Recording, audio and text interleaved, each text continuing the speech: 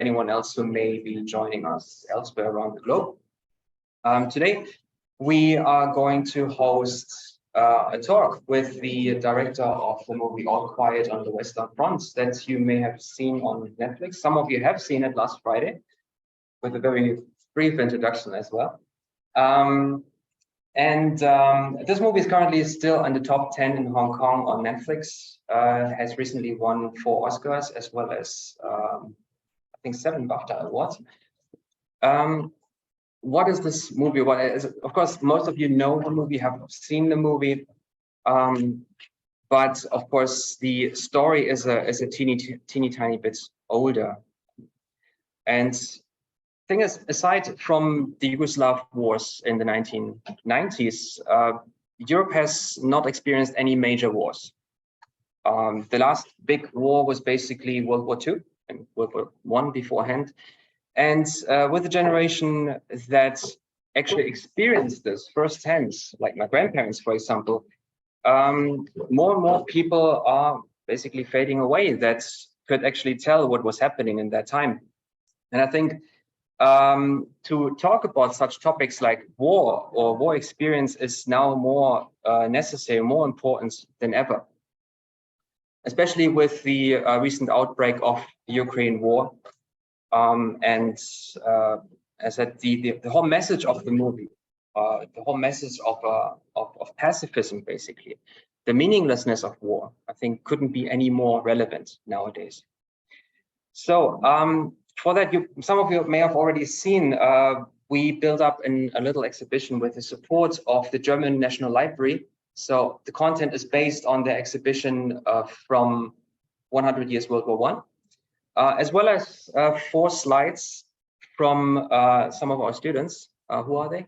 Okay, I can see one there. So they're Jasmine Chan, yes. Adrienne Wang, there, okay. Tessa Wang, okay, you're there. And Ivy. Okay, so if you want to ask anything about these posters, feel free to ask them. They're right over there. So they will be happy to tell you anything what they intended about the posters. You can find them right in the back, in the middle of this exhibition. So for today, we will first of all start with, as soon as this is working. Okay.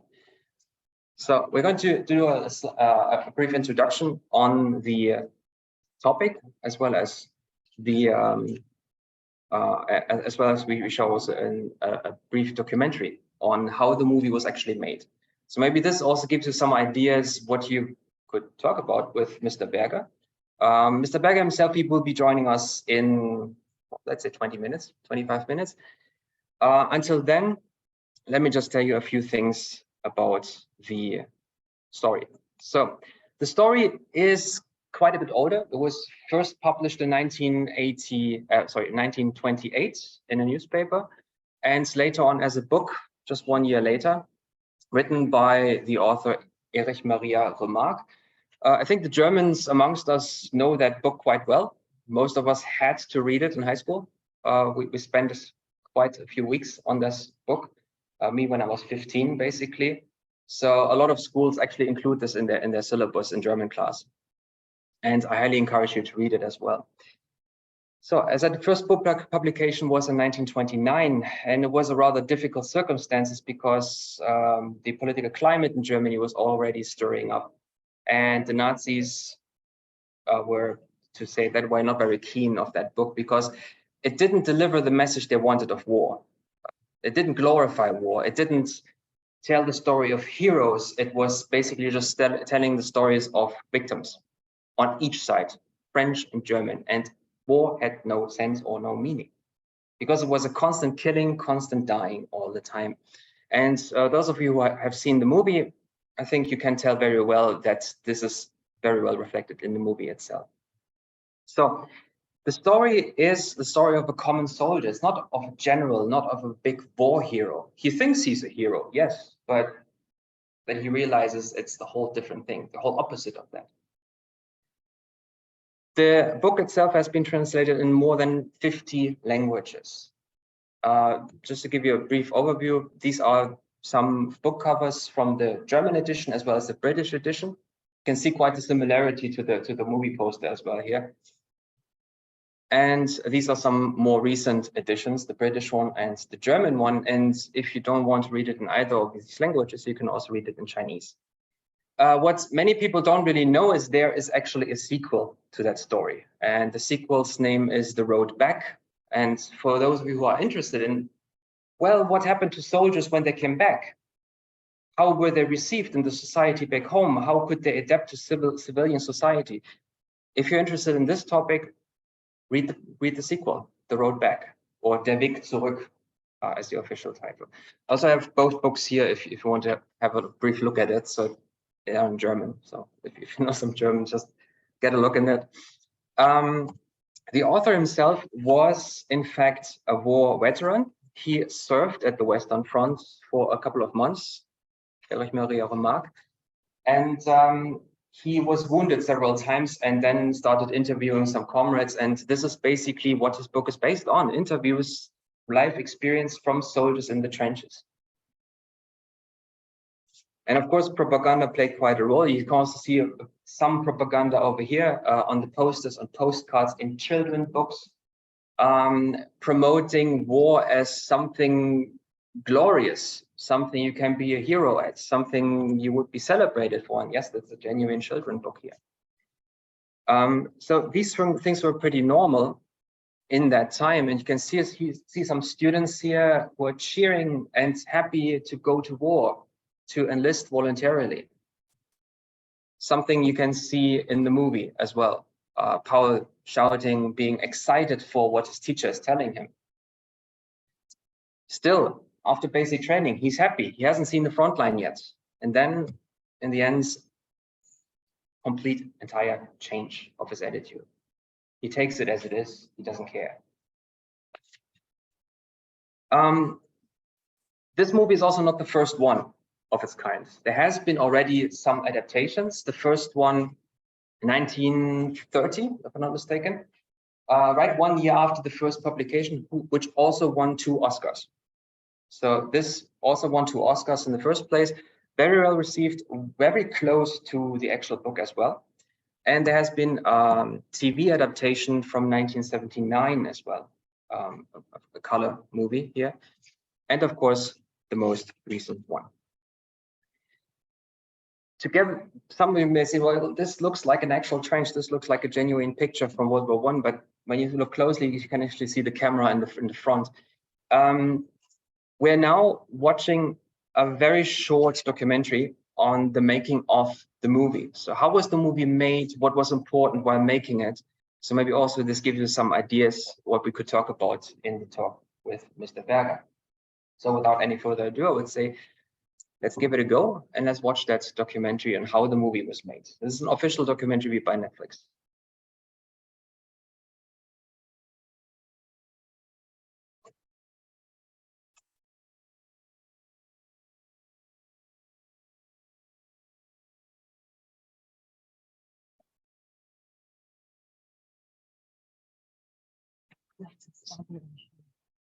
Where did you just share the sound here manually?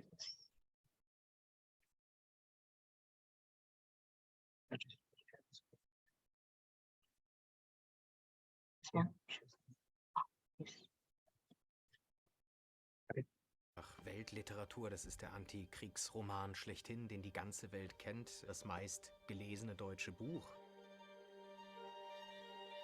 From all the filmmakers involved in every department, I think we've all done each other proud.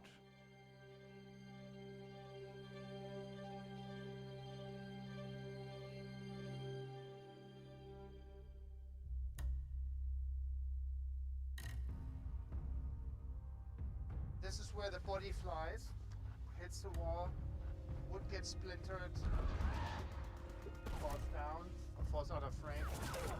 So the shot continues though. Let's climb up. Panning action here with the guy getting shot and then going behind him and running with him. Guys hit me with the flame and I basically go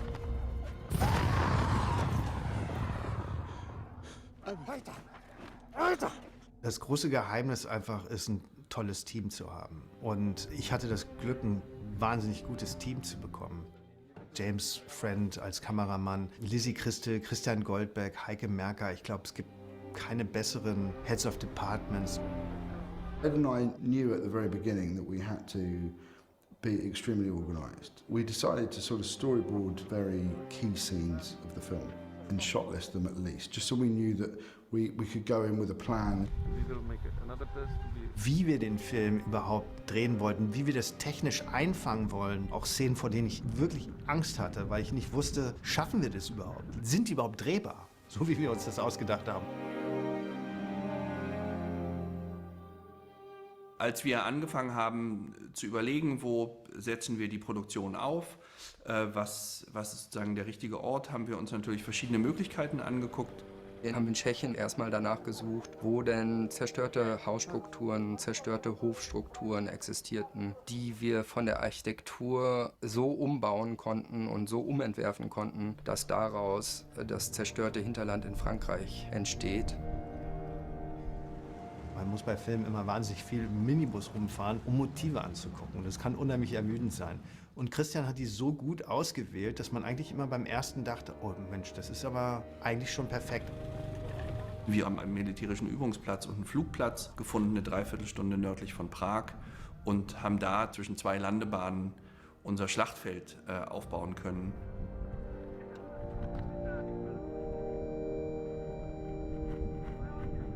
Das ist ein riesen Matschfeld, so groß wie 10 Fußballfelder. James ist einmal eingesackt in diesen Matsch bis zur Hüfte und dachte, er wird da drin verrecken, weil keiner mehr da war. Es war schon dunkel.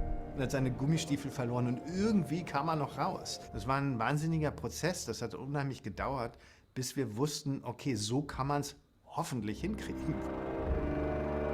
Wir haben dann im Januar angefangen, da es um sehr viel Action und Laufwege geht, mit einer Stoppuhr nachzumessen, wie viel Laufmeter Schützengraben brauchen wir denn eigentlich? Wie sieht die Verflechtung von einem Schützengraben aus? Es war wie ein Puzzlespiel, das wir fast 2 Monate am Reißbrett versucht haben, Szene für Szene einzuzirkeln, um daraus dann den Grundriss der Schützengräben zu entwerfen und Abstände auf dem Schlachtfeld herzustellen, die auch für James Friend kameratauglich waren, da wir sehr viele Einstellungen als One-Taker gedreht haben. The location was key because, I mean, half of the film is basically set in the trenches. And obviously the trenches don't exist.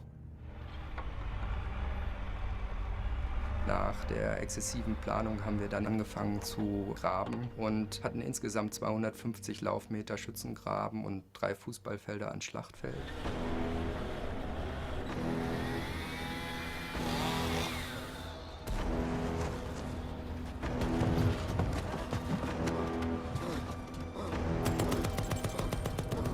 These trenches were packed in World War I. You've not only got to get one cast, you've got to get 6 cast members, and you've got to get 100 extras past you, and you've got to get a camera. Whilst there's explosions going off, and it's raining, and they're going to have guns in their hands, they're going to have props, you know. And Christian was incredible. We slightly increased the size of the trench so it didn't look distractingly big, but we could actually service it. They built one of the most beautiful sets to work in I've ever had the pleasure of photographing.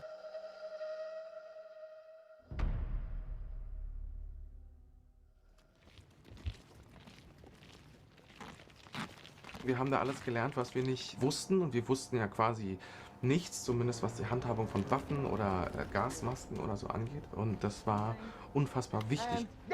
Also wir müssen mit den Waffen einfach umgehen, als wäre das ein weiteres Körperteil von uns.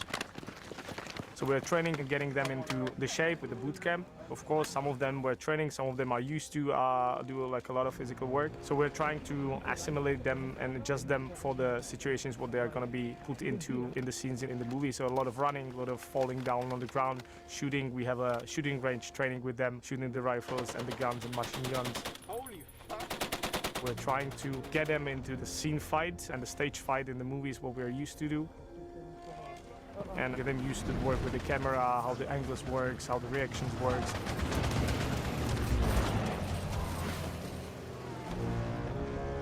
The very big and huge part of the training is stability training for the ankles and the knees, because running in the muddy trenches is going to be a huge part of a lot of scenes. Es war gut, dass wir dieses Bootcamp hatten, einfach um sich so ein bisschen vorzubereiten auf sich hinfallen, was einem dann irgendwann auch nichts mehr bringt, wenn man knietief im Schlamm steht. Einfach so eine Basis im Kopf zu kriegen, was einen vielleicht erwarten könnte, auch mit den ganzen Stunts und so, wenn dann Sachen um einen herum in die Luft fliegen.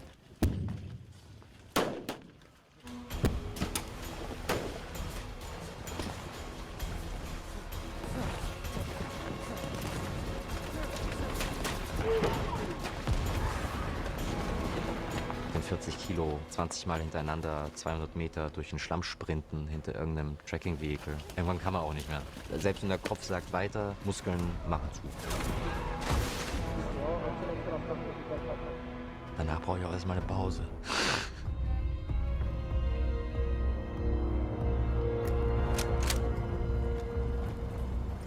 Das war ziemlich spannend zu sehen, wie sich auch das Verhältnis zu diesen Waffen dann plötzlich ändert. Sobald man dann im Kostüm ist, macht man da keinen Unsinn mehr mit.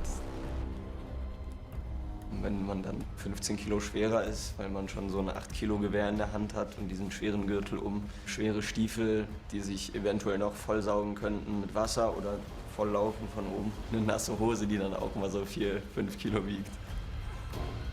Und man checkt, ich spiele jetzt eigentlich gar nicht so viel, weil ich laufe ja wirklich da lang und da sind ja wirklich Stuntmen, die vor mir in den Matsch fliegen und ich springe wirklich drüber und dann gibt es da wirklich eine Explosion und da reagiere ich wirklich drauf. Das waren für mich so die allerheftigsten Momente.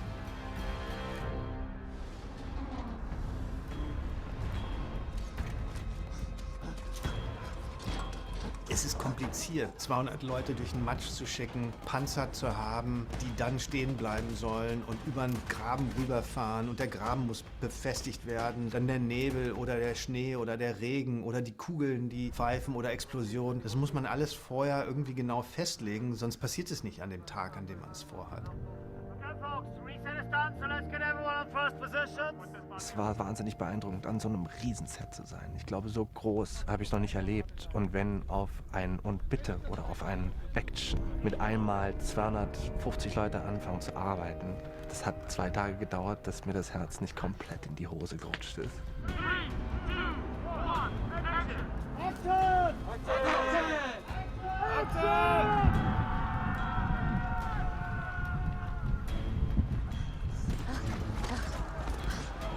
Every department went through the mill. You knew when you were out on the battlefield, the special effects team would have infinite explosions and smoke like you wouldn't believe. And the assistant directing department would also have, you know, hundreds of extras that would all have to be costumed and made up.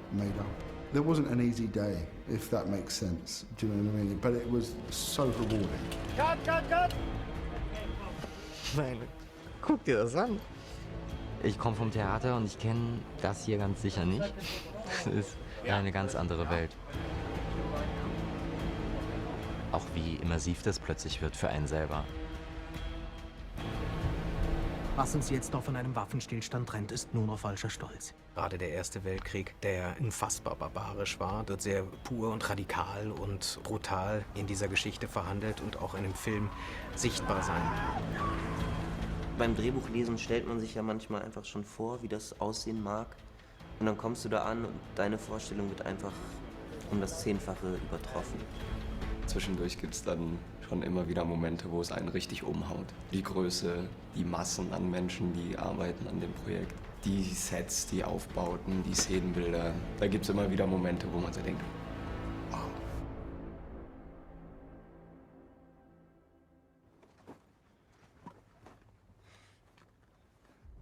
Für die Produktion haben wir verschiedenste Sachen hergestellt im Bereich falsche Körper, Dummybau, aber auch im Sinne der Prosthetics. Man möchte ein schreckliches Bild darstellen, weil es den Krieg porträtiert. Unsere Produkte helfen dem, runden das Ganze ab, um den Schrecken darzustellen. Es gab einen Körper, der in einem Baum hing, hineingesprengt in großer Höhe.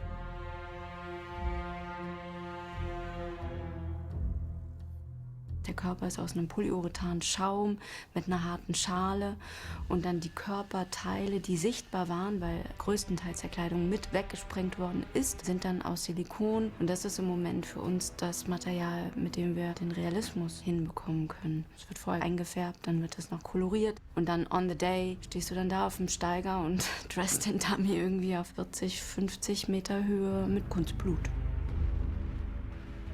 Die Zusammenarbeit mit der Kostümabteilung, neben Maske natürlich, ist ganz, ganz toll für mich gewesen. Dass man da so eine Liebe zum Detail erfahren hat und dann gemeinsam dieses Wunderwerk Mensch irgendwie nachbauen kann.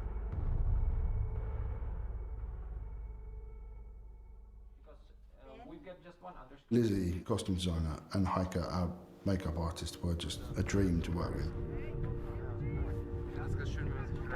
Es war sehr schnell klar, dass Edward wirklich dieses Elend spüren und sehen wollte.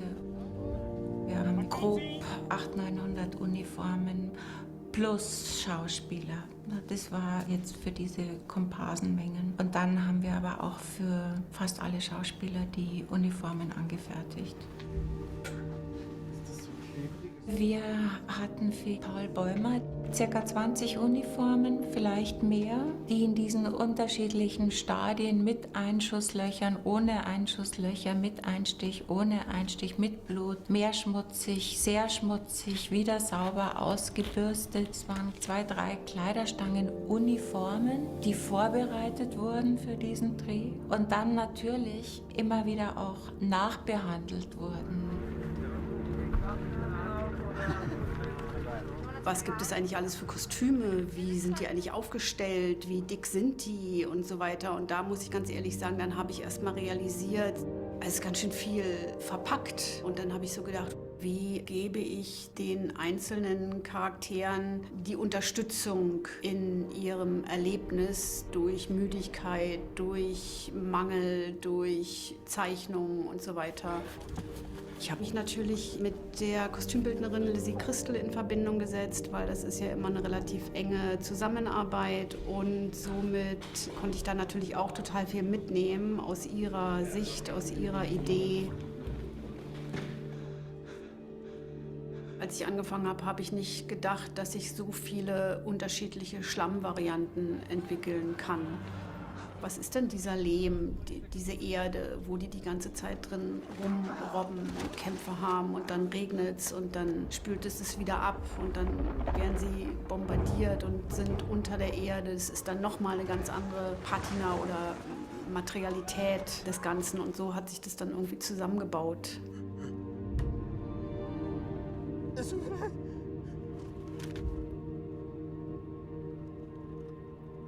Oh.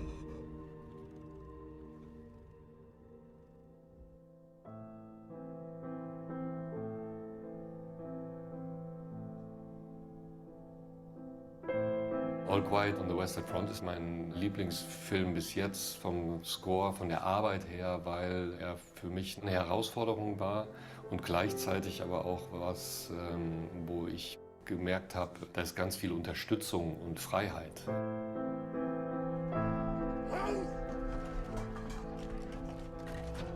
Die Filmmusik hat was sehr Archaisches, weil sie sehr minimale Elemente hat, die sehr, sehr schnell einem ins Gehör gehen. Der Score hat aber auch was Anmutiges, was Klares in der Thematik, was auch in dem Einsatz im Film damit zusammenhängt. Er hat das ganze Spektrum von Dunkelheit und Helligkeit.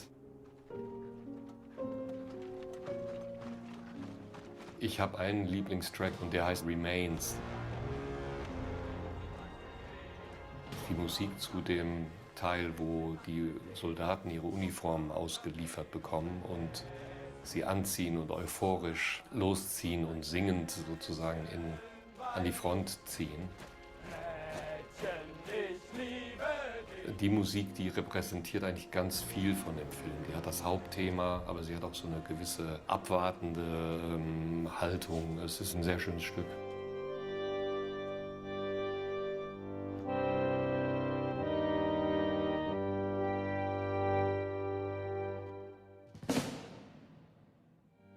I've worked with some of the greatest actors on the planet, you know, in my opinion, and Felix Lead many times brought me to tears looking through a viewfinder or on the monitor.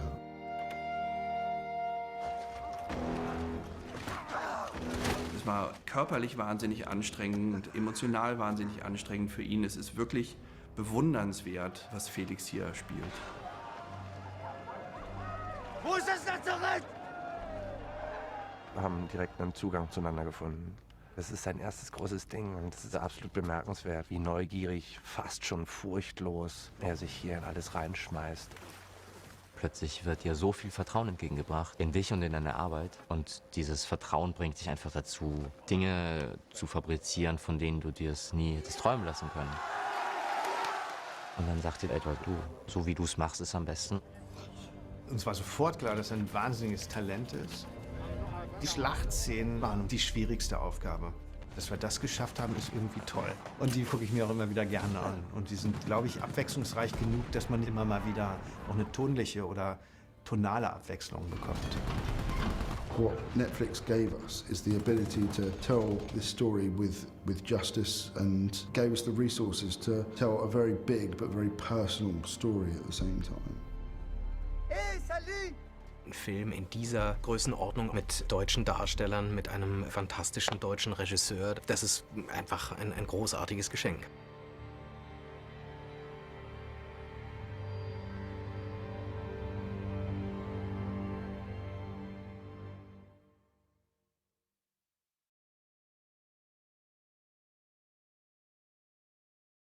So we're waiting a little bit for him to come. Hope no one fell asleep with his light off.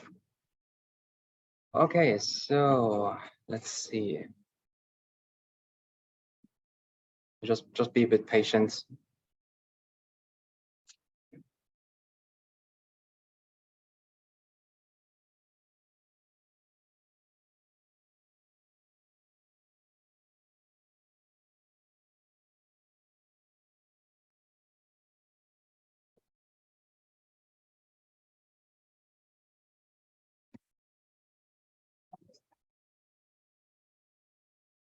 Okay, so I would say as long as we're waiting, and let's utilize a bit the exhibition, and I will give you. Okay, louder. As long as we are waiting for Mr. Berger, I would say let's have a look around at the exhibition about World War I, as well as the Ukraine war, and we'll give you a heads up as soon as he's here.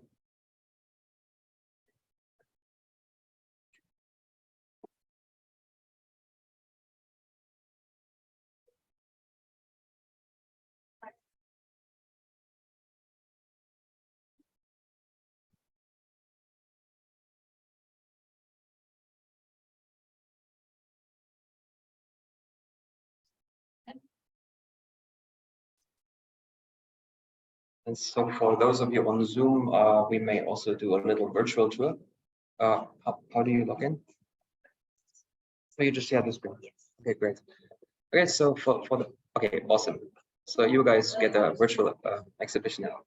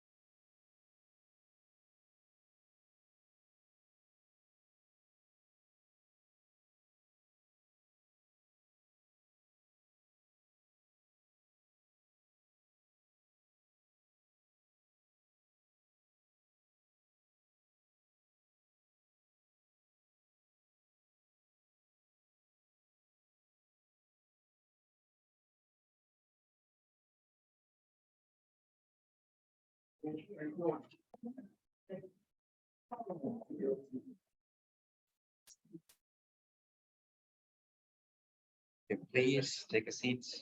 Thank you.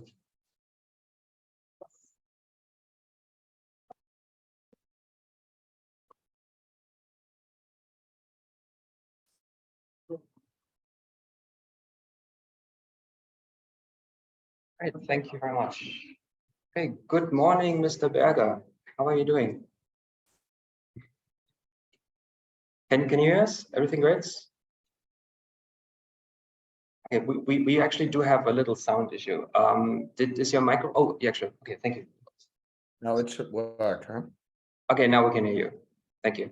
Okay. Okay, good morning, Mr. Berger. Thank you very much for coming to our online forum at HKBU. It's truly a pleasure to welcome you to our event here. And I can see that some students already have the urge to ask something, but before we get there, of course, you're not new in the industry. I mean, you've been directing for quite a long time already. And is it okay? Okay, good. You've been directing for some German TV shows. You have been working on some people actually may know the mini-series Deutschland 83. I think this has been quite popular here in Hong Kong as well. You've been also directing some episodes from that show. And recently you've done the movie All My Loving in 2019, as well as some episodes for Your Honor in 2020. So as you maybe most known for here is the movie All Quiet on the Western Front. And when the movie first was announced, basically in 2020, I think, and then later on in 2021, I was already looking quite forward to that because, as I said initially in our event, most Germans have to read it in high school. And for me, it was actually the first book that I didn't hate, just to say it like that. So it was the first book that really impressed me and actually brought me into literature and raised my interest for literature as well. First question to you would be then, what made you actually want to adapt that very novel by Remarque? I had the same interest as you did, or the same reaction to the book. And maybe it's a little stronger even when you grow up in Germany, when you read that book, because, I mean, I just recently asked me in Los Angeles, I was with my daughter, and I recently asked her, because she had a very physical reaction to the book as well, if she thought it's a bit more so because she was born in Germany.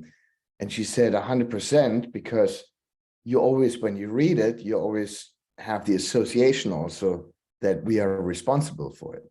So that gives a little bit more of a hit into your stomach, I assume, than when you are from Hong Kong or anywhere else in the world and you read the book.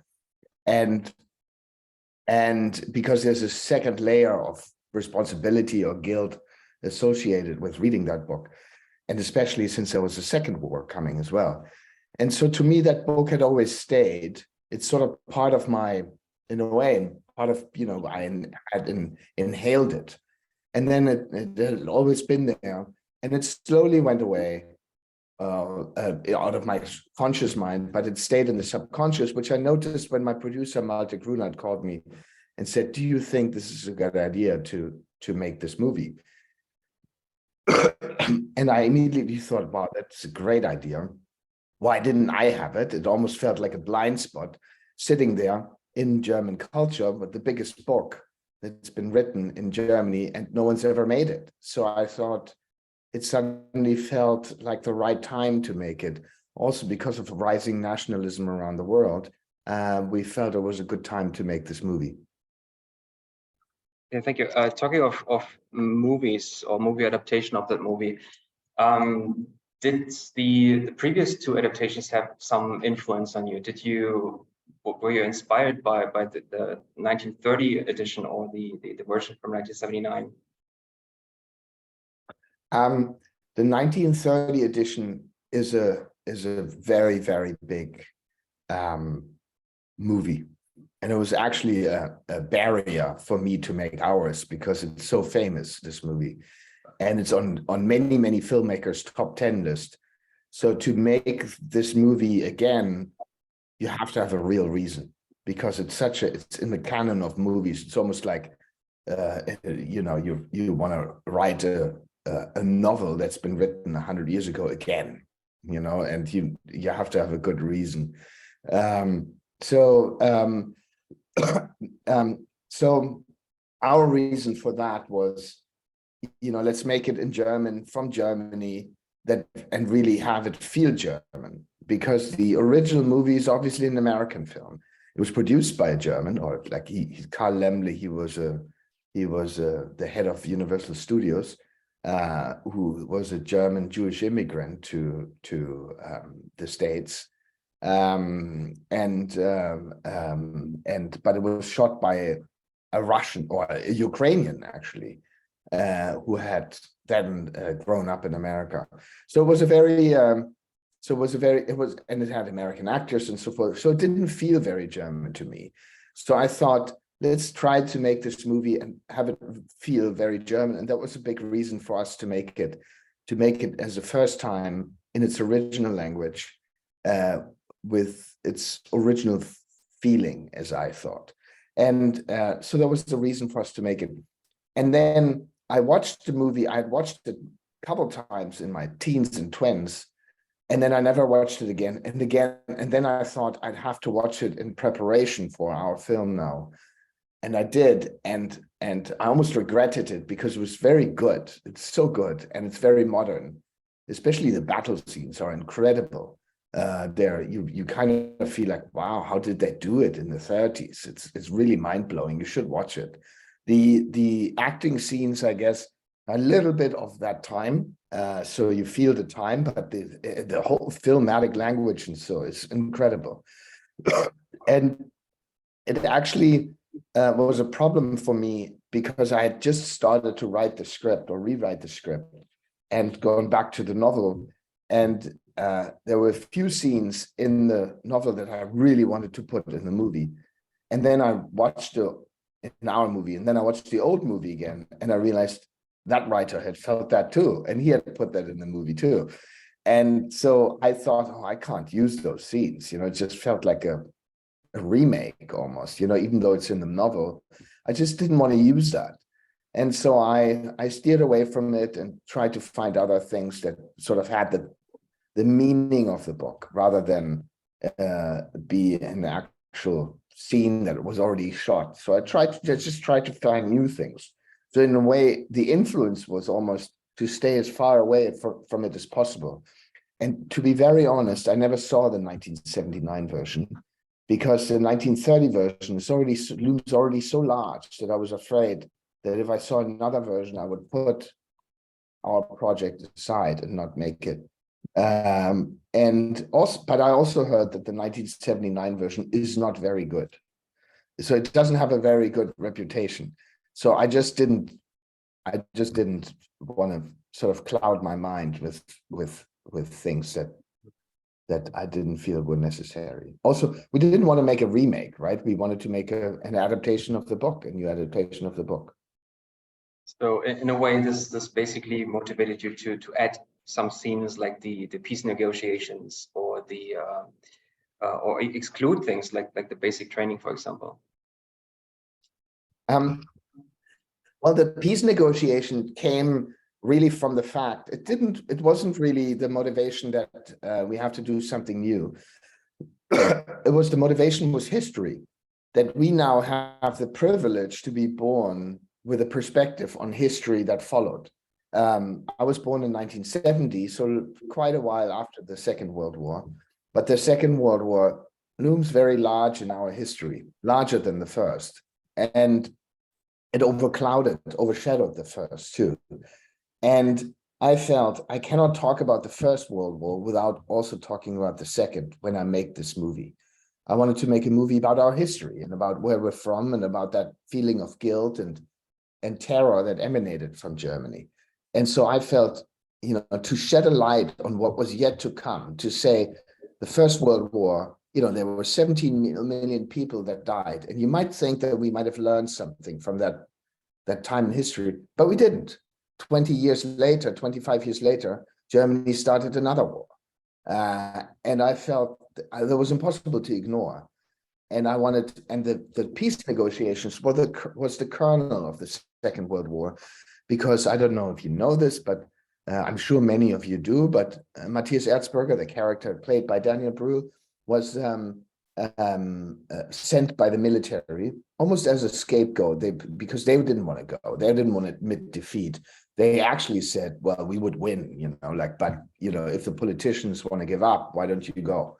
And so they sent Matthias Erzberger, who was basically a pacifist and wanted to have, and a very religious, central, tiny, on the conservative side leaning politician, and he wanted he volunteered in a way to negotiate that peace.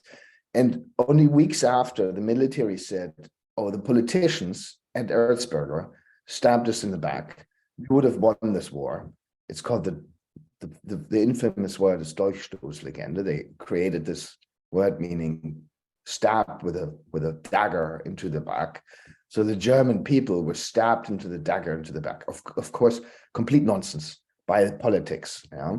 And that narrative spread much like today, like wildfire through Germany. And they eventually got mad at politics about betraying Germany, because that lie was repeated over and over and over again until people believed it. And they got mad and elected Hitler. And Hitler used that narrative to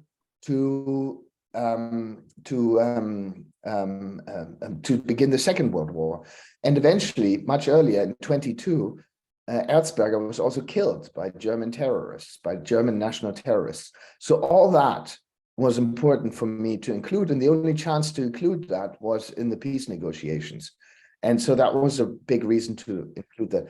Basic training, I would have loved to include it as much as many other scenes. There's a scene, for example, where it feels totally Apocalypse Now. It's in the novel. It's one of the strongest scenes in the novel for me, where the group sort of has to guard, the group of friends has to guard an ammunition depot. And they find a pig, and they find some potatoes on the field while they're being bombarded. And they basically cook this feast, this meal, and while bombs are falling on there, and the chimneys blowing smoke from the making of the pork, and the bombs, the planes see that, and they start bombing the house, but they just want to eat the pancakes and the pork that they just found. And it's all about eating, that scene, like many scenes in my movie are about eating. And then eventually they flee this, but they've eaten, and they steal a bed, and they flee this little depot, this little village, this little empty village, and it's burning behind them on a truck with a bed on the flatbed of the truck. And they lie in the bed with full bellies, and they look at the burning village in the back. And it felt like such a scene from Apocalypse Now, and I really wanted to put it in the movie.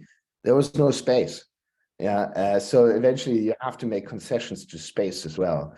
And basic training was one of those. I wanted to start the movie, like get quickly to the front.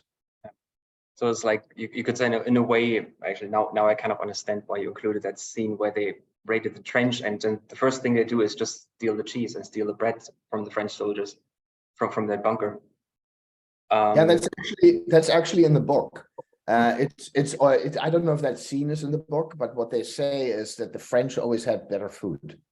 They had baguette and pâté and jam, and they had better food.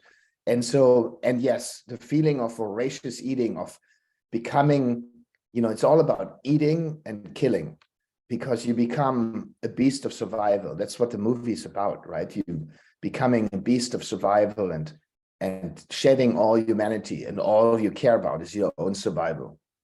And by survival means eating the duck or the French food, or killing. Because if you don't kill, you're going to get killed. And that's why they become these soulless, in a way, machines that that sort of have to build that armor around their souls to survive.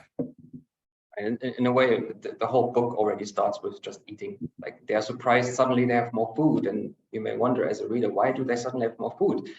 Well, because part of the unit is already dead. So basically, throwing the reader immediately knowing, okay, half of the unit is dead, so we have more food now.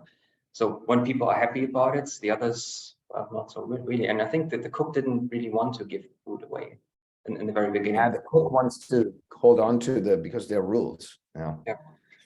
Germans being German. Yeah. Going a little bit back to other movies, and just recently we actually had quite a few war movies. We had Dunkirk, we had 1917, also a little bit older though, but we also had in the early 90s, you had Stalingrad, for example. How much influence did these people, for example, have had on you to prepare for that movie? Not much. I watched a lot of war movies, but they sort of, like Stalingrad, I actually hadn't watched again. But I watched a lot of, the famous war movies like Paths of Glory or Full Metal Jacket or the original version, or Come and See is a big movie for me.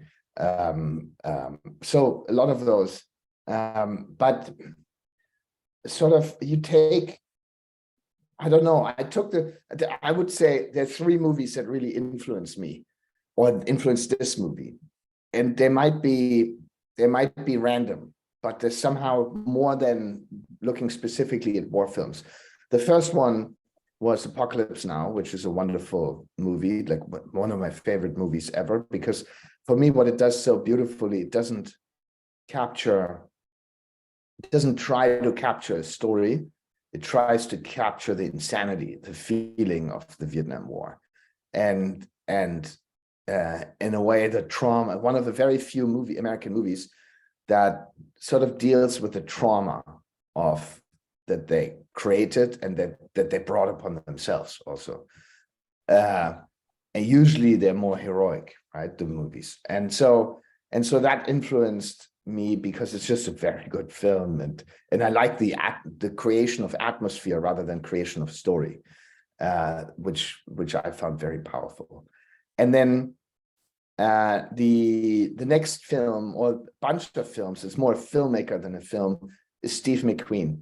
Steve McQueen, the director, just because he's so precise and every shot feels like a razor blade that cuts into your skin, that dissects the human on screen.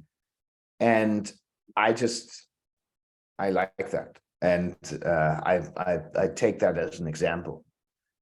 So that is a big influence.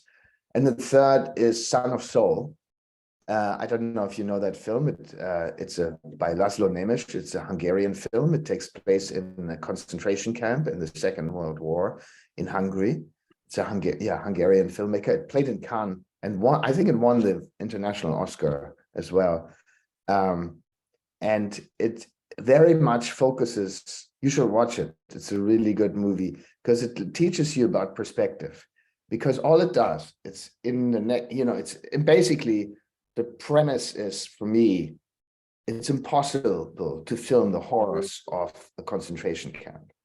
And the way he does it is everything is just on the back of the main character, and everything that you see, that you're supposed to see, the images that are out of focus in the background. And you never put the focus on it. It's just there. And you're really just inside the main character's mind by focusing on him, and that allows you very much to go through the story with him and experience the story with him, and that we try to do it as well with Paul Bäumer and with our main character, and it was very. We couldn't shoot it the same way, even though I wished we could have. But I tried to understand the principle and apply it in a different visual way.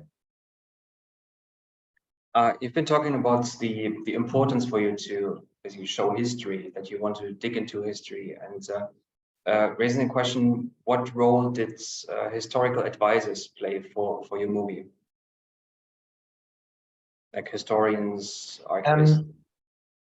We had a bunch of it, very much, because I wanted, when we wanted to be truthful while making a movie, not making a documentary. We wanted to capture, things that happened. And so we had a whole array of historical advisors that work today as historians, as well as books, reading a lot of books, of course, doing a lot of research ourselves.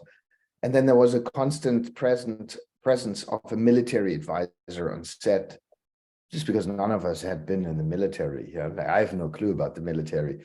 And you want to get the things right, the actual, how they, how people behave, and what they, starting from the greetings and the commands and everything. You need to know how that works. And so we had someone there every day to advise us. When watching your movie, I think most of you noticed that the music is quite tense from the very beginning to the very end, basically. Which role would you give to music in movies, and yours specifically? There's no generalization, I think. In general, I try to, stay back with the music, keep it in the background, or keep it, I don't like when I feel that the music tries to manipulate me. When it tries to make me feel emotions that I'm supposed to feel. I want to feel them on my own. And I generally don't like that with films, if the camera is too obstructive or too pushy. I try to be subtle with making you feel emotions. And sometimes people say that the films are therefore cold, but I'd rather be cold than over sentimental. So I try to stay a little bit back and observant, as well with the music. Now, in this case, we didn't stay back with the music. The music is it's like a sledgehammer. It's certainly not background.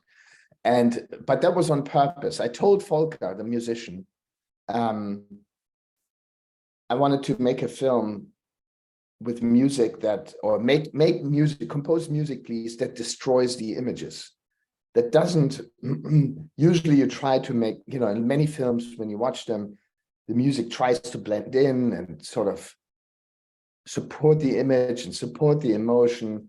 I said, destroy that, destroy it and hit it in the face, and with a baseball bat, that it doesn't, that it feels like that you go against it. Also, that's why we also didn't take, you might think the music doesn't sound very period, it goes against the period. It has an amplifier, distortion to it. It's actually played on an instrument that is from the period, but it's completely distorted and destroyed again. And then secondly, I wanted music that, rather than make me feel, or tell me what I'm supposed to feel, make me feel what Paul Bäumer is feeling at any given moment. I'm sorry, I woke up with a bit of a cold, so I apologize. I have a sore throat. I wanted to, make you feel what Paul Bäumer feels. I wanted to make the music, say visualize in a way, or give a soundscape to what's inside Paul's stomach. That's the second one. And the third one was, I want to hear something I've never heard before, something completely new, and give the audience something that is completely new. And that's what we try to do. In this combination, I find quite interesting this with the sewing machines in the beginning, as it gives you the impression of machine guns right away in the very beginning of the movie.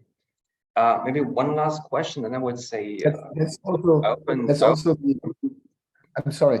There's also a big theme for the music and for the sound design was to give sound to the machinery of war.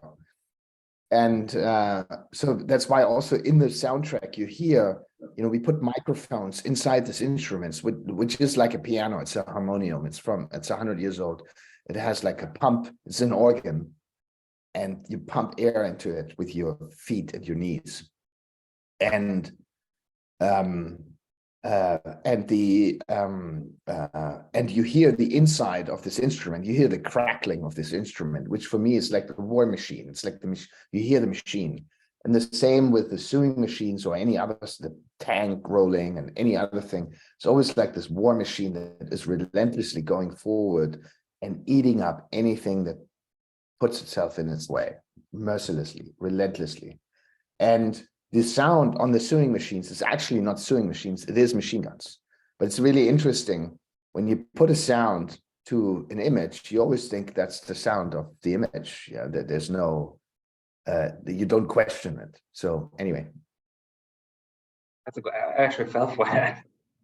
Okay, so thank you very much. I would say let's open the hall, let's open the room. So I already saw there was, okay, one little break.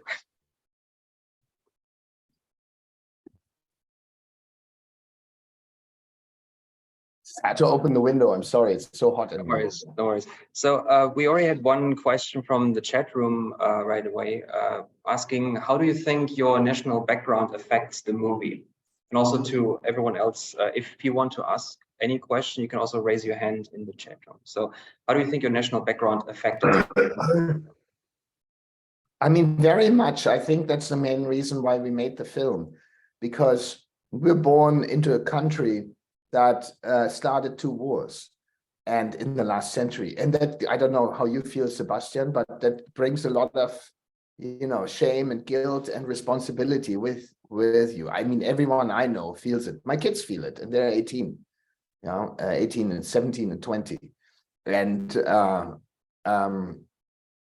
it's just part of our heritage, and it's part of our life, and rightly so. And I think this movie gave me a chance to speak about that. And it's sort of something that came out of almost our bodies, and that's what you want ideally in a film. You want to do something that comes up from inside of you. And so that gave us very much a chance to, put all that shame and guilt and terror that emanated from Germany into the language. Any decision that we made with the camera or music or casting is all influenced by where we're from, I think. It actually reminds me of something that happened to me when I was in Buchenwald as a first-year student, basically. We brought along some exchange students there. I'm not saying from which country they were, but they took selfies there with victory sign, and I was just staring at my German friends, and I was wondering, well, what are they doing here? So for me, it was quite a shock to see people taking such things lightly, especially at a place like the concentration camp in Buchenwald. So this was took me quite by surprise. We also have some more questions in the chat, and again, if you want I had a similar experience. I do bike rides down the Danube every year with my kids, every a couple of 100 miles, and we sleep in a hotel or in a tent or wherever we end up every night. And so we're close to Vienna. Few years ago, 5 years ago, we're close to Vienna. Danube starts in Germany and ends up in the Black Sea. So it goes all across Europe. It's a big river, and you can follow it on a bike path. And so on half, like 600 kilometers on 1,000 kilometers from the start is Vienna. Probably 800, 700, something like that. Yeah.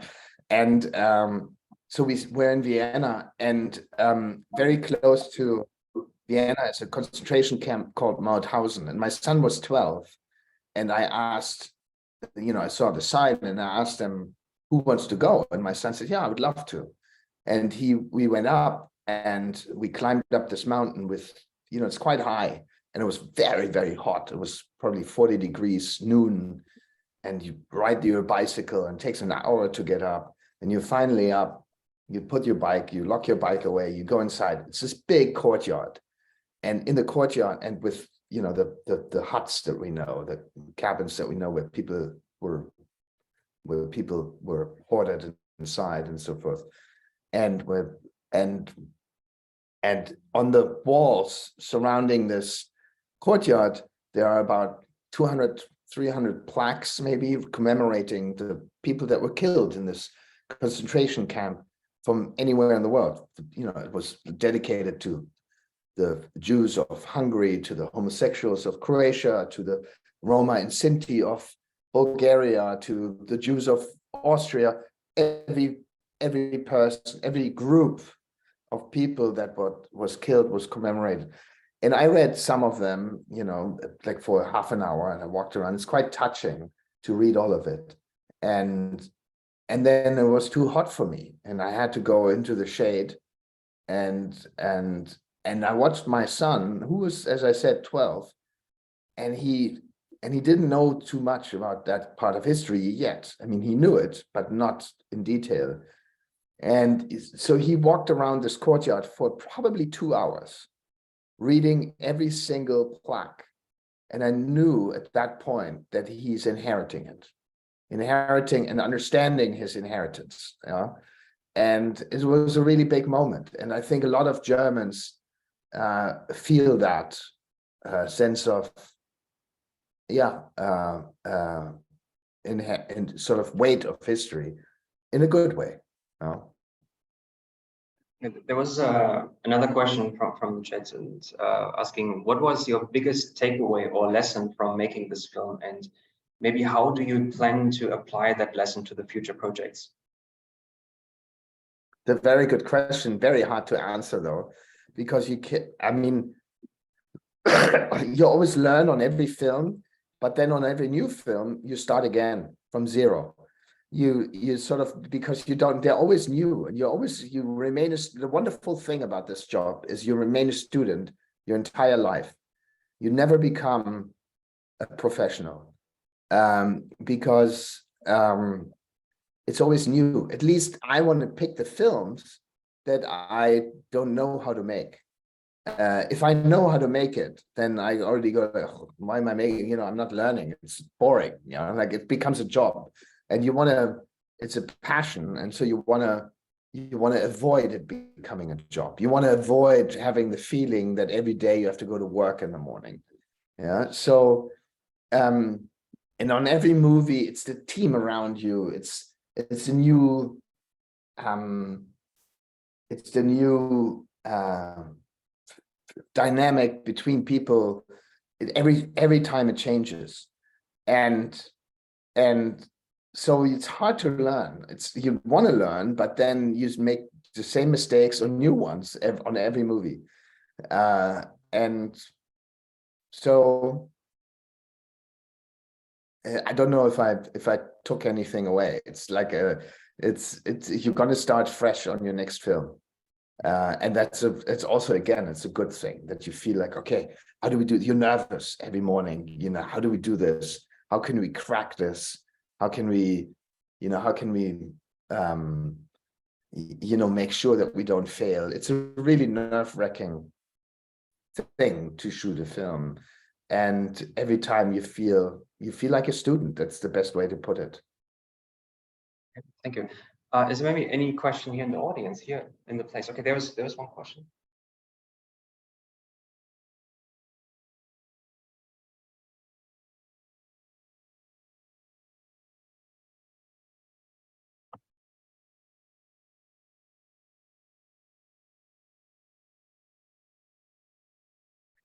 So I don't hear that question. Hello. Hello, Professor. Actually, I have two questions to ask. So the first question is from my friend. He wants to know which part of the scenes in the movie are real, like real scenes and sets? And also the second question is, what is the biggest problem you encountered during the movie making?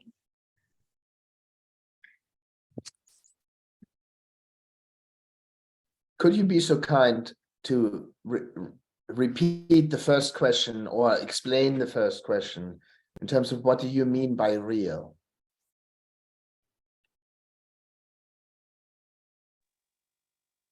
So like, are the sets, like the stunts and the probably explosions are real? Because like we know some of them could be CG, so like fake scenes. I would say everything is real. It's really, especially everything that is very close to the camera. All the explosions that are close to are all real, because I believe that you feel it, that it changes the air, the light in the air, the debris falling down on the people. So that's all real. Some things that are further in the background, explosions or even tanks. We only had 2 tanks, for example, in this image. I think in one image you see maybe 8 tanks. They're just duplicated. Yeah.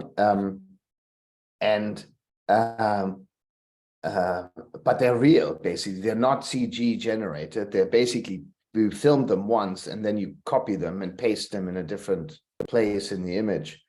And same with the explosions. The far background, you don't make real explosions because it'd be too expensive, too hard to coordinate on the day. But they're actually, again, the same principle. We filmed plates, what we call plates of explosions, meaning just like the camera is here and we just film an explosion. And maybe we filmed 5, 6 different one of them. And then we take those and put them into the movie. We sort of copy them and put them in the film. And so they're also real, but they didn't explode on the day. And so, but a lot is real. A lot is just not computer generated. I added fog in the computer to sometimes blend the border of, because obviously the battlefield is ending at some point. We had a very, very large set, but it couldn't be endless. And you want to give the impression that it's endless. So that is CG generated. There's a scene when you're all the soldiers in the end are standing above a precipice and you see the endless battlefield below. That is a computer generated battlefield. You can't film that. There's wide shots from above where basically the core of it is, we filmed on an airfield in the Czech Republic, on a former Soviet Union airfield in the Czech Republic. And you see in the real shot, you would see, you can go online probably and watch a VFX reel of the movie where they show a little bit, and it's always really interesting, where they put like side by side how we shot it and how it's real. So there's a wide angle of the battlefield and everyone runs across the battlefield. The center of it is all real, that's built. And then you can see, if you watch it online, how big the battlefield was. It's not as big as in the shot. So it's the extension. You would see in our shot, you would see the runway of the planes in our shot. And obviously we had to get rid of those and extended the battlefield in that. And then the second question, which I had forgotten by now. So you have to repeat that now too.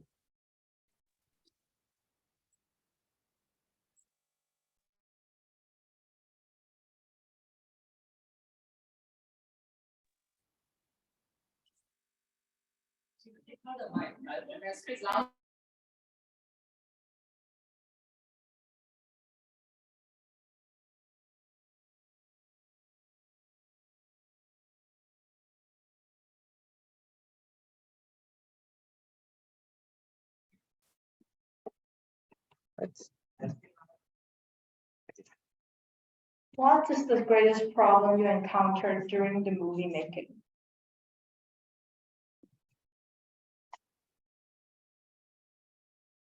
The greatest problem. Very good question. I think it was the mud. The biggest challenges is really shooting this battlefield and shooting the battles. And they almost killed me. They almost broke me. And so shooting them, I mean, you have to imagine we go in this battlefield and it's cold in the Czech Republic, and it's very wet, it's rainy. And we also, if it didn't rain, we wet it down with our own water, so they were always looking muddy. And that earth very quickly sort of gives way to being just a quicksand and mud. Sometimes we would, like, you would walk, and it's fine to walk, and someone would walk next to me and suddenly go, and he's up to his hips in the mud. It just disappeared. It was crazy. And then we realized, how can we shoot on this battle? You know, we're gonna fall in, the actors are gonna fall into these muddy holes, and if not the actors, and the cameraman who runs after the actors is gonna just fall and disappear in the mud.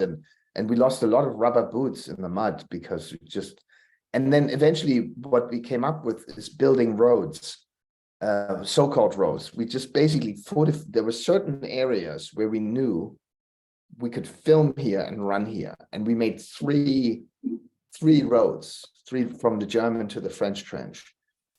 And eventually, when it became more summery, we were able to walk on more paths. But most of the time, we stuck to these roads, and we had fortified them with sort of caterpillars and everything, and we knew we wouldn't sink into those.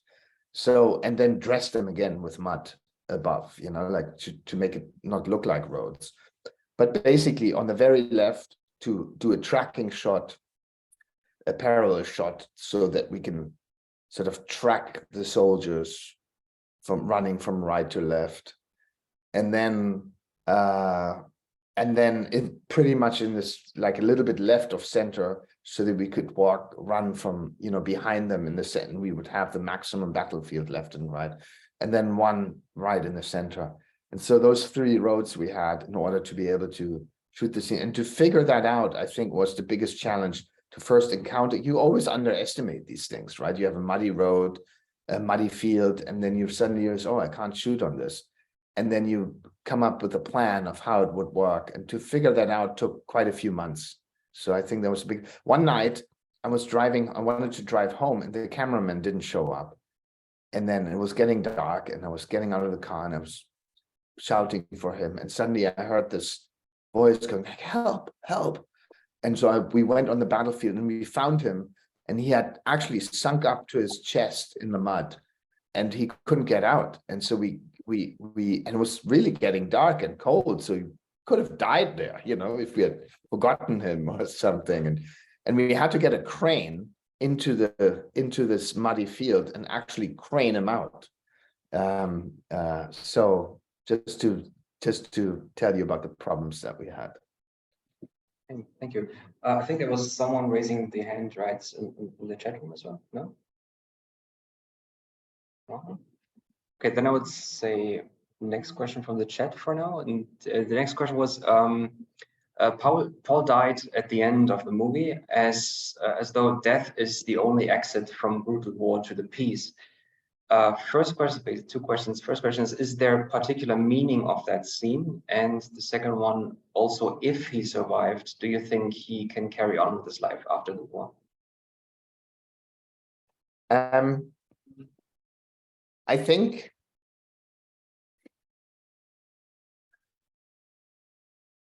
in a way, I mean, first of all, he had to die. It's a German movie about war, so any character is going to have to die. You know, it's part of the reason why we make the film, is because in an American film, you know, there's going to be a hero. There's going to be someone, mostly, you know, even if they die, they fulfilled a mission. Like Tom Hanks in Saving Private Ryan, he's successful in his mission and brings the boys home, and he sacrifices his life in a grand gesture. For the other ones, he becomes a hero. Just imagine you made that for a German movie. That just doesn't work. It's not in our DNA. It's not in our history. And we're not allowed, and we cannot tell these stories. but physically, like I couldn't bring myself to tell a story like that because of our history.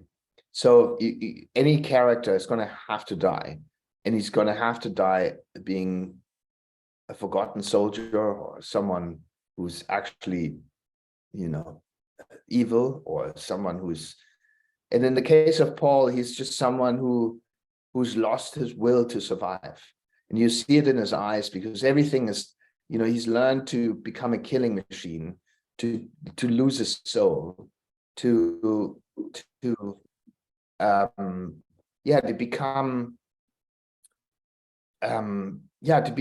become a soulless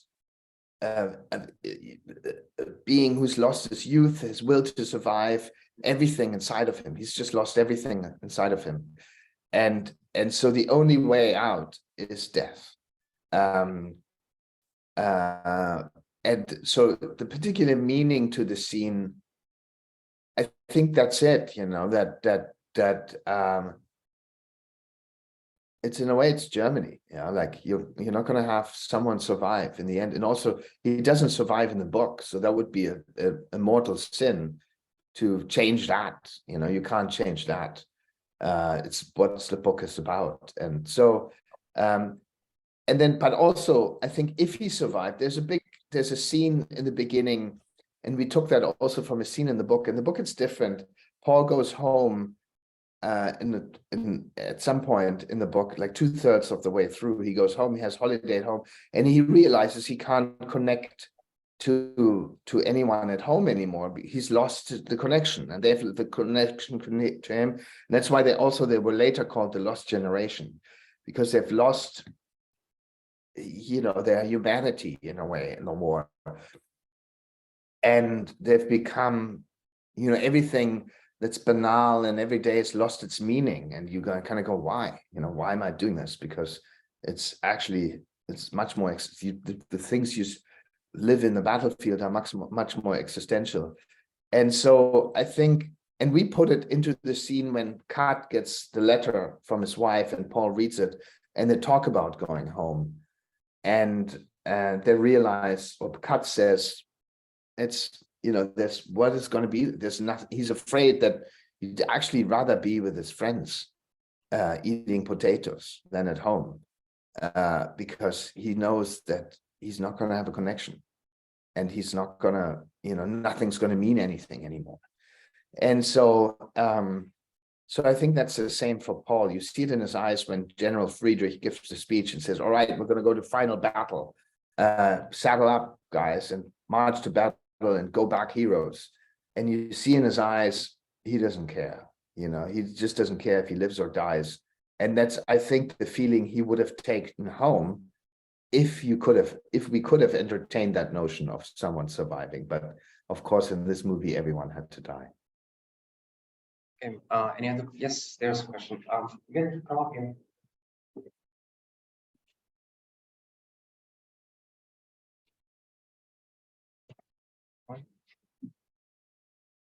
Good afternoon, sir. It's glad to hear that your movie get 4 Oscars award. And when we first watched the movie, we found the main theme very profound. That we see all characters died one by one. I want to ask, what is the target audience of the movie, and what does the movie wants to tell modern people? Does that relate to current issues? I heard that you have been inspired by the war movies of Vietnam Wars and also other current wars. So what particular is those movies? I would like to know. Thank you. I'm sorry, I had a little bit of an audio issue here. I did not quite understand everything. I so apologize. Can you perhaps repeat the question? I mean, I know about current wars and how if current wars influenced the film, or if I wanted to say anything about current wars, I can answer that. Yeah. Yes. Sorry, I'm not clear enough. I mean that what target audience of the modern book do you want to tell people? What is the main objective for the movie? What do you want to tell modern people? Like, which war are you want? Like, is it related to any current issues or wars? Or have you experienced any wars that you think that war is so horrible? Okay, great. Please stay there and I can answer the question. And if you don't answer it all the way, then you tell me. Yeah. So mainly, my main objective to tell this film is that I see American and British war films, and I always see they're heroes in these films. Yeah, and they're told from a winner's perspective and from a perspective of pride and honor also. Because Britain was attacked in the Second World War and went into the First World War against its will, a First World War that Germany had started. And America the same, was roped into two wars and liberated Europe from fascism. And that leaves a very, very different taste in the mouth of the generation to come, in the bodies of the generations to come, and therefore also in the filmmakers. And therefore the films that they make are going to be very different from ours. They're going to be about that experience and about sort of having, in a way, saved the world, yeah? Defended themselves and saved the world. And that's what those movies can be about. They can be about the horrors of war or anything, but always there is a feeling of they did the right thing. And they had no choice and they did the right thing. For example, Sam Mendes' film 1917 is dedicated to his grandfather. I was lucky enough that my grandfather wasn't in the war, but if he had, I could never dedicate a movie to him. You know why? How could I? It could not be possible. And so that gives you maybe the agenda that we had, that we said, like, I watched those films and I feel like, yeah, they're great films. If I had the chance to make one, it would probably feel different.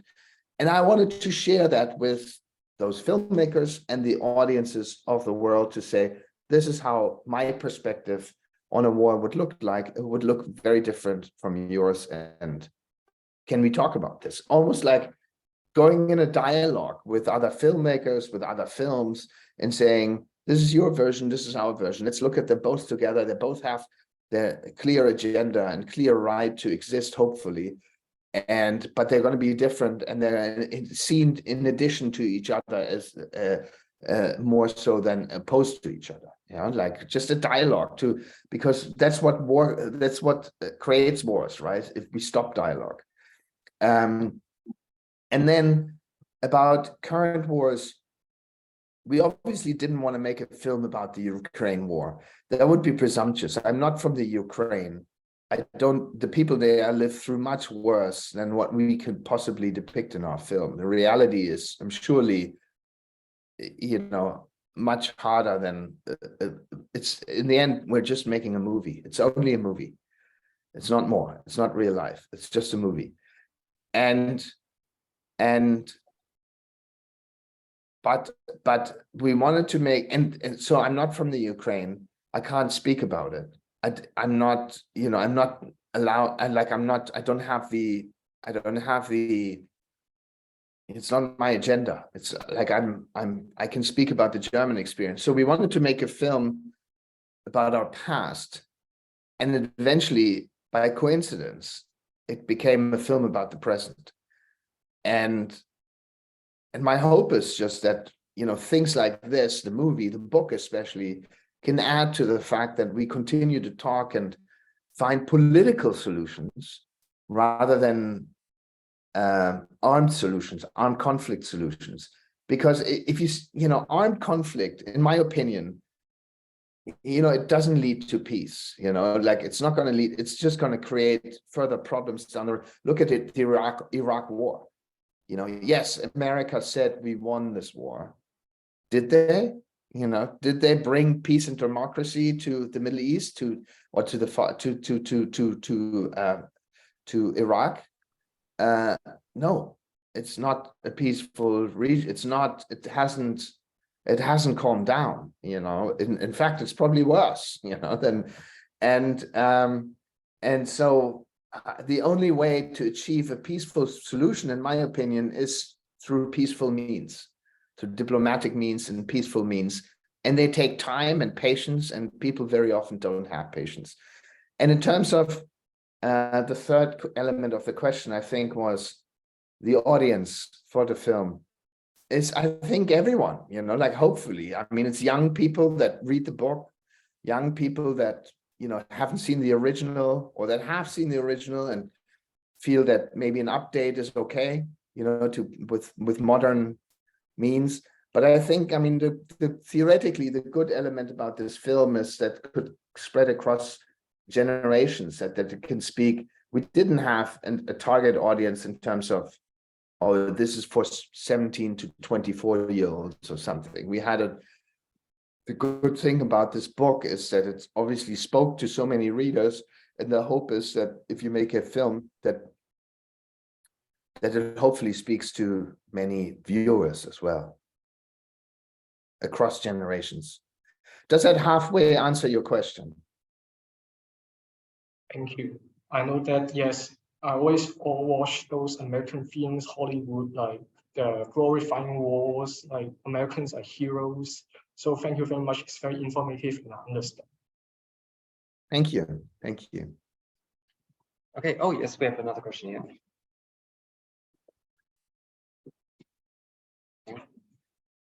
Hi.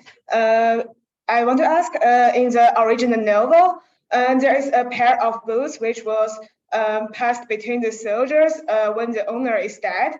And in the movie, there is a scarf from a French woman, which was passed inside the soldiers. So I want to ask, why did you replace the pair of boots with the scarf?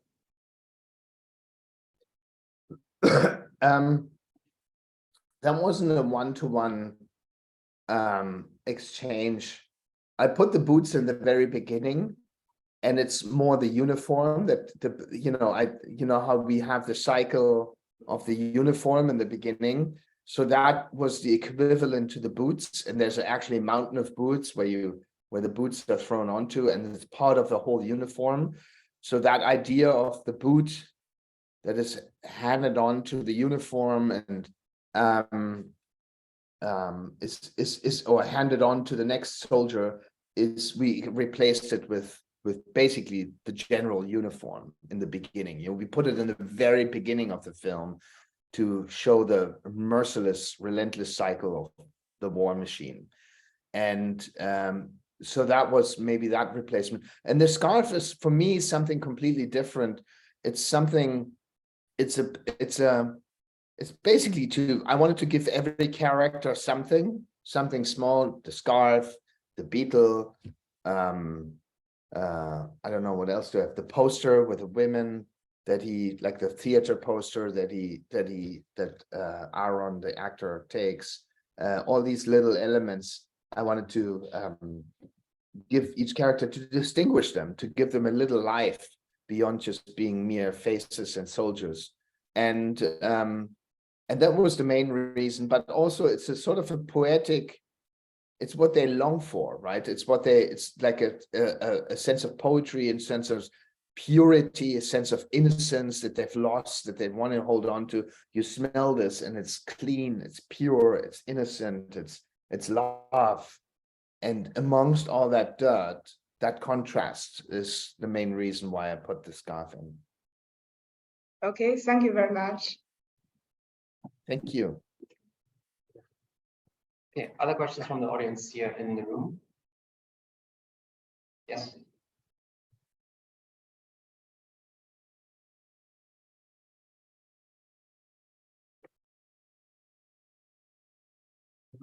So unfortunately, I haven't actually read the novel yet, but there's a particular question that I think you can clarify, because I can observe that in the movies there are many gruesome scenes, and I think in the behind the scenes chapters where there were a chapter dedicated to describe how those makeup artists is basically making up for the corpse. And I'm not sure, is it authentic to the novel, or is or do you feel that there's a need to exaggerate the gruesomeness of the, well, to give it more of a flavor of war?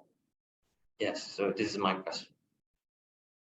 For us, it was very important to have a really visceral, physical film that tries to be as realistic as possible, because anything, and of course we cannot be totally realistic. As I said, the war in the Ukraine, I'm sure, is much more horrific than we could ever imagine. But for me, a war film has to be gruesome, or at least try to be put you into the scene. Otherwise, it would be propaganda.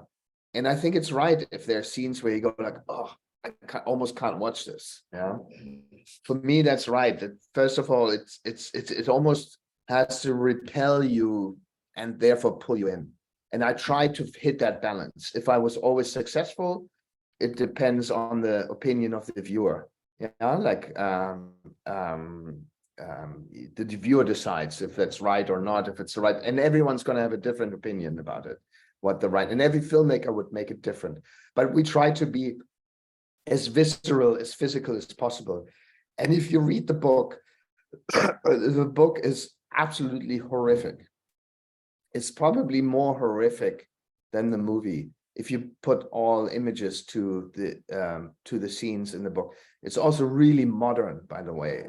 It's you read it and you think like, wow, this could have been written yesterday. It's so modern. The language is modern. It's unbelievable. That's why it's also so good, I think. And so there's a scene, for example, where you hear horses in pain running across the battlefield, and then you see them and they're ripped open. The stomach is ripped open and the intestines are hanging out and they're tripping over their own intestines. That's a scene that's in the book. There's another scene that's in the book that Paul and his comrades are fleeing from mortar attack, and they run across a cemetery. And I really wanted to shoot the scene, and we didn't have the time in the movie or the budget, so we couldn't. But they're running across the battlefield, a cemetery, and the bombs sort of tear the cemetery up and throws everything into the air. And Paul wakes up with, basically his body next to a skeleton. And he's holding bones in his hand. And he becomes part of the earth and part of death, and death is part of his life. It's a wonderful scene, very, very gruesome. So I think, he describes legs being shot off and arms being shot off. I don't know, everything you can imagine. And it's really hard to, if you shot all those scenes, it would be a movie you could not watch. Thanks. Yeah. Anyone else would like to ask a question here in the room? Anyone in the chat? Is anyone raising their hand? I noticed the chat questions though. Okay, chat question. So, if you had an option to shoot a film based on any other book about war, what would it be? I think I'm done with the subject matter for now. I don't have any right now. I would think, I was in a podcast, and an English cameraman asked me if I were interested in shooting a sequel. And I said, what do you mean they all die? Like, how could I shoot a sequel? And he said, no, about Weimar, the Weimar Republic, the time in between the wars, because that set the seed for everything today almost, And I almost thought like, oh, that's a really interesting idea. And eventually I think I will come back to another part of history in Germany and find a story that takes place there, because that's where we're also from, and those films can, you can't escape where you're from in the end, and especially as a filmmaker, and so I think I would be interested in that. Yes. talk of which maybe this is some inspiration, perhaps Der Weg zurück, The Road Back, so which is essentially the sequel to All Quiet on the Western Front. Maybe this could be something for a potential next movie. Good, then next question maybe, what's your personal favorite scene of the movie? Oh, it's favorite scene, I don't know, but the scene that became sort of the core of the movie is the crater scene where Paul sort of stabs this Frenchman and then realizes what he had done and that he's actually become a killing machine and that the opposite, his enemy, quote unquote enemy, is actually just like him. And he's realized he's confronted with his own deeds there and with his own conscience. And it's sort of the heart of the film. And it's actually a scene that my daughter had mentioned when I first decided to make the film and said, that's the best scene of the book. And I knew when filming that scene that there would be a lot of pressure on getting it right because I didn't want to disappoint her. I heard you made it. Is that true? It was very hard to shoot. It took probably 4 days or so to shoot that scene. Okay. There was another question related to, actually, multiple questions related to Netflix. Do you think it is an advantage or disadvantage to have your movie on Netflix instead of in cinemas in most countries?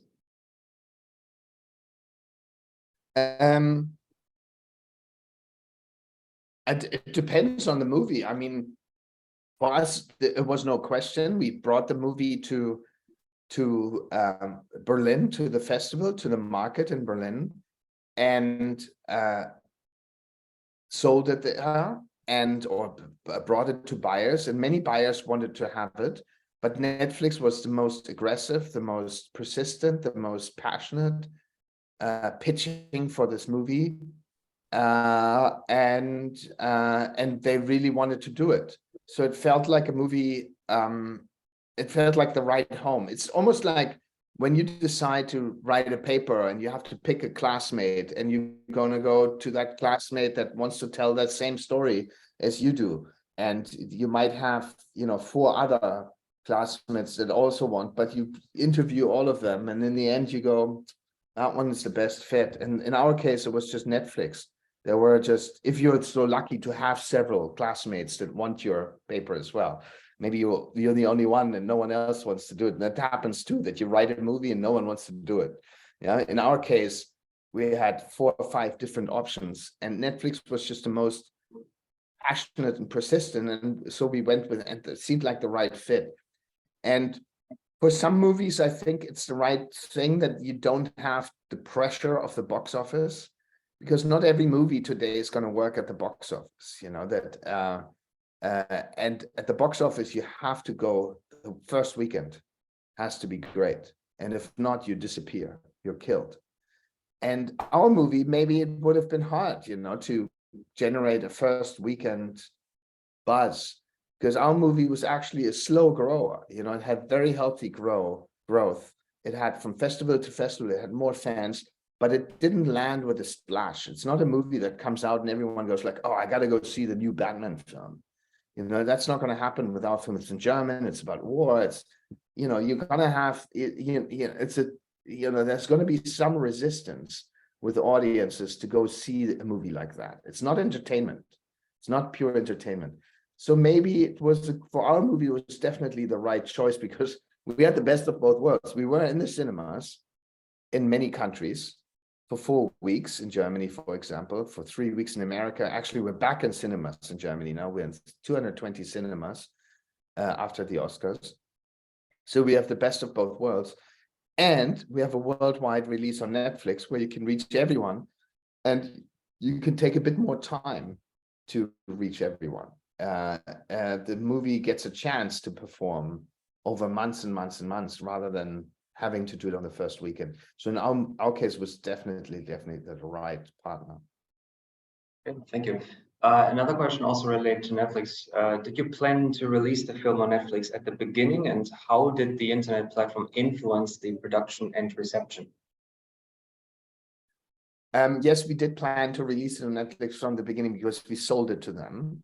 So it's part of the deal. Like they buy it, and they sort of can They never guarantee, but they can sort of say, like, we want it, if you make them a good movie, we'll put it in cinemas, they will say, you know. So it's part of your responsibility to perform, to make them perform. And that actually kind of makes you be really, like, that made me want to be really good, because I wanted to give them a movie that they liked and that they would put into cinemas and that people would like, that people would go watch. So that was part of the deal. It's going to be on Netflix, and how the internet influences the production, not at all. I would have shot the movie the same way for cinema. There's no difference for me. And maybe, you know, maybe you have to think, but not with this movie, but in the future, we might have to think, you know, obviously at home, people are going to be more impatient. They have a phone next to them. They have Amazon on the other channel. They have Apple. They have another movie on Netflix, whatever. The competition is huge. Yeah. And if you're not into the movie after 5 minutes, you know it yourself. You go like, ah, well, another night. I'll watch something else today.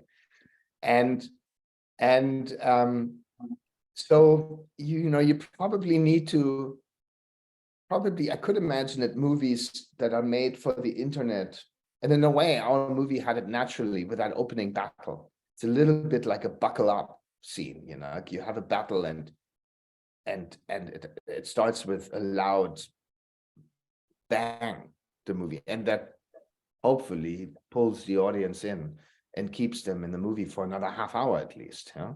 And I could imagine that in the future, movies that are made directly for just a platform want to work a little bit more like, you know, how in a television series, you very often have a pre-title sort of hook scene where you go, oh, this is great. I want to stay for after the titles. Like a cold opening, you call it. And I could imagine that some movies will play with that.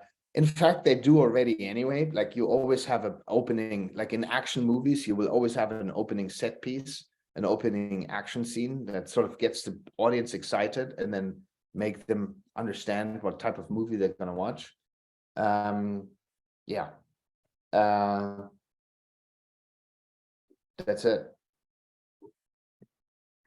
Okay, thank you. And there is one more in the chat, unless there's anyone raising their hand there. Okay, there's one question. Was there any crucial change made to the film during the post-production by you or Sven Bodelmann that wasn't planned but helped to convey the idea better?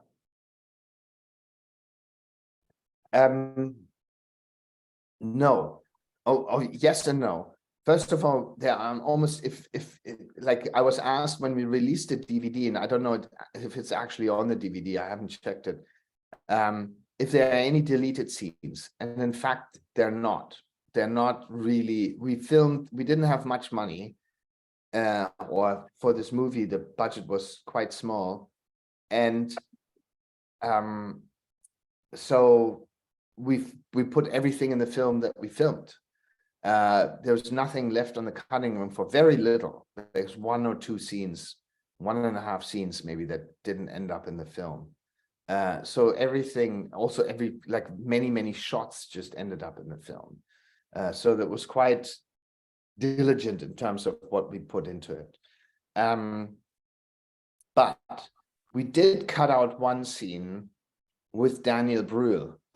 We cut the dialogue of that scene. Daniel Brühl is sitting with the general in the car, and he's sort of driving by a burnt out house. And it's now a silent scene. Daniel Brühl, the Erzberger character, the politician. And it's now a silent scene. There's no dialogue. There used to be 1.5 pages of dialogue. And I realized when I cut it, it's just really boring dialogue. It wasn't very good. So I cut the dialogue. In consequence, Daniel Brühl's wasn't really well introduced.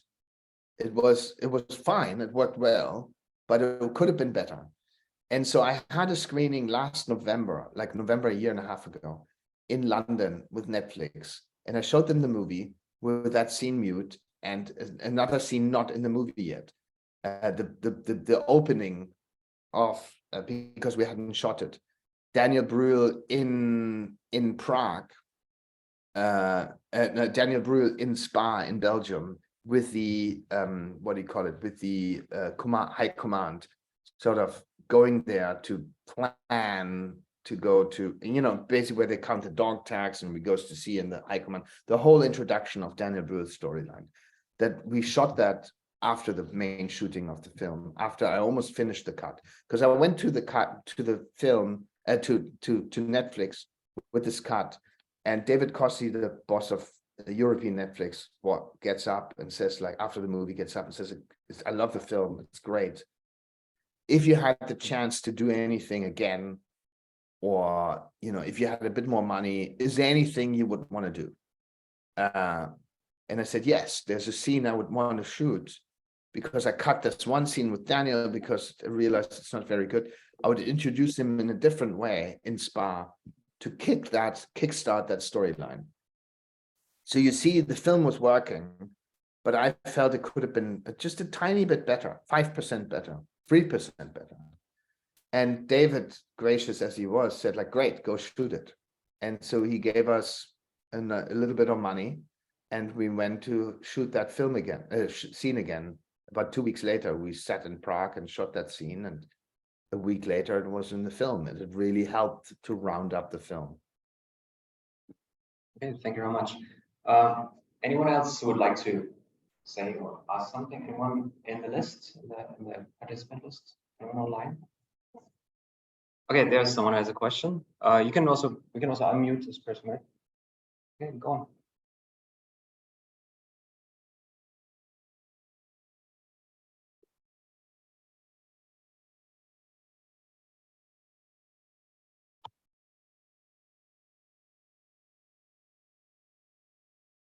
It's ready?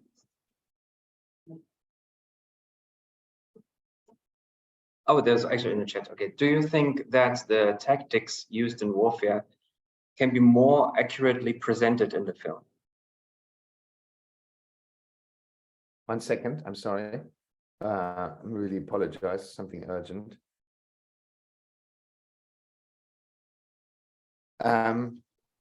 Do you think the tactics used in war be more accurate?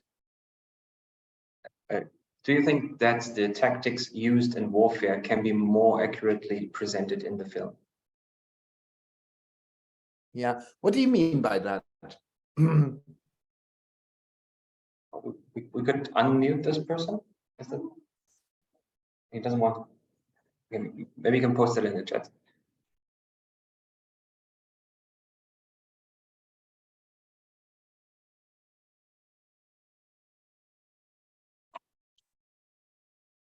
While we wait, maybe one other question in between, perhaps. Anyone in the room here? Oh wait, that is clear. I'm sorry, I'm not available to unmute right now. Okay. Anyone in the room that has a question, perhaps? Yes. I mean, I can. Wait, excuse me. I can try to answer it if I understand it correctly. Well, we try to be fairly. First of all, we had one camera. We decided to make the film with one camera because there's one character that is our main protagonist, Paul Bäumer, and we wanted to see the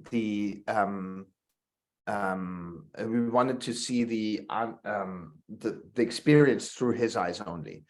And if you have 3 cameras, you know, you would shoot it from 3 angles.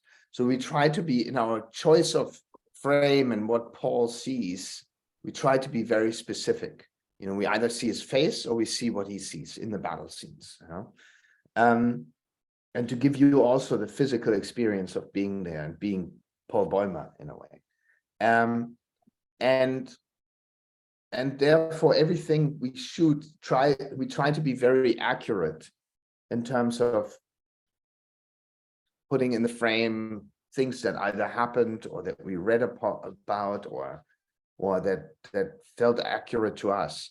And we didn't want to make a mess of things. We wanted to make a very precise film and really just show very specific things. So, and I'm not obviously I'm not a general, I'm not a military person, but everything that is in the film, we either read somewhere or a historian told us about, or so we try to present it as accurately as our conscience would allow us to. Hope the question is answered with that. Thank you very much. I think we had one more here in the room, right? Okay, comment. Thank you for sharing. I want to ask, I noticed that other than the brutal scenes, you also film a lot of scenes about nature, and especially make the scenes very quiet without background music, and especially when the Paul with the bench come at that scenes, I think you intentionally making that scene out of the war, out of the situation that's posed during the war, but making the scenes very quiet and without any background music or that things. I want to ask how you arrange those scenes and what message you want to send behind those kind of scenes. Yes. The nature scenes were very important to me. We always could, like from the beginning, we almost called them pockets of quiet, pockets, because a film like that for me is also works about contrast, right? If you're only loud and only destructive, then you eventually become numb as an audience and you don't take in the noise and destruction. So you need a moment to readjust your eyes, your ears, your whole physical. And also that makes then the loud scenes, the destructive scenes stronger, in my opinion. Because also you see, the film begins with a fox and its cubs, nature, mother, warmth, peace, the thing we lose, the thing we all grow out of and lose your innocence, and we destroy all of that. And so that becomes, it's basically the theme of the film, to create the contrast between, nature and destruction, and nature and war, or beauty and war, and darkness and light, and to make the to make the film and then I felt like it was a really important element to the film to make the war scenes even more impactful, and to realize what we're losing. Yeah, it's actually very simple in a way. And also I like, I'm seeing another question here about atmosphere. I just like atmosphere in movies. I like if it's not only action, it's not only plot, it's not only moves forward, if there's a moment for us to breathe and take in the atmosphere, and that takes that, for me, that is cinema. Yeah, when I take the audience by the hand and put them, grab them and put them in a different time zone in a way for 2 hours, 2.5 hours in our case, and make them feel just something different for those 2 hours. And if that's a different time or a different timing or a different slower or faster than real life, I think that's always a good excuse to make a movie. Thank you very much. Anyone else here in the room? In the chats, yes. One question in the chats. In previous questions, you said you're rather making atmosphere than making stories. Then when you were working on pre-production, like writing script process, how do you know what you are actually making? Well, you need a backbone of a story. You need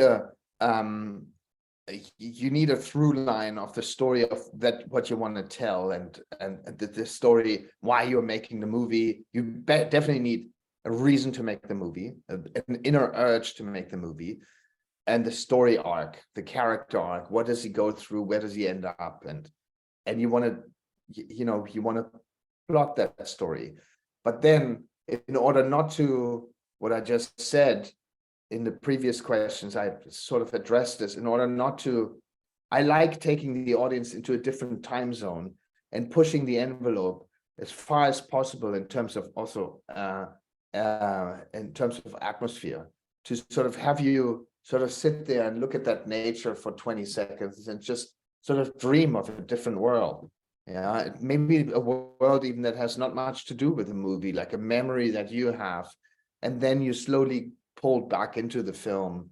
And I just enjoy that process very much, and I think it's very much part of the theatrical or cinema experience. So like the Fox scene in the very beginning, for example. Yeah, you could the first say, moment I was thinking I'm actually watching a different movie for the first moment I saw that. That's great. That's great. That was the purpose of it, to immediately say, let's not make a movie that is like any other.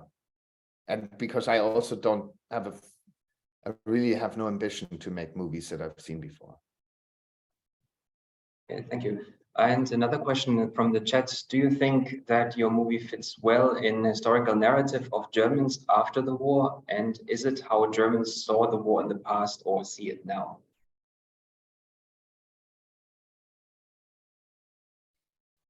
Ooh, that's very difficult to answer because it's so, I can't speak for Germany as a whole. I mean, I think, and I don't know how it fits in the narrative. I think a lot of people, I've spoken about this before, about the guilt and shame and sense of responsibility that you bring towards history in Germany. And I think a lot of people feel that. And we try to put that in the film. Whether other Germans can identify with this way of narrating, I can't answer that. We have to ask the Germans. Yeah, I do think there's a big audience for this movie in Germany, and I think in general, people recognize their own inner feeling about those wars in this movie, and that makes me very grateful. And I do think that it coincides with the way Germany sees, discusses or sees their role in this wars. So yes, if that answers the question, I obviously can't answer for Germany, but for me, it was a big reason to make the film, to sort of talk about the way I feel about our history. And I want to share that, sort of attitude with other countries that possibly feel different about their history. Okay, thank you very much. There was actually one follow-up question, but I think we kind of talked about this topic already, about concerning historical accuracy and consultants regarding history. Is there any other person here in the room, perhaps, or any other person on Zoom that would like to ask any question? You can raise your hands, you can unmute you, we can also write it in chat.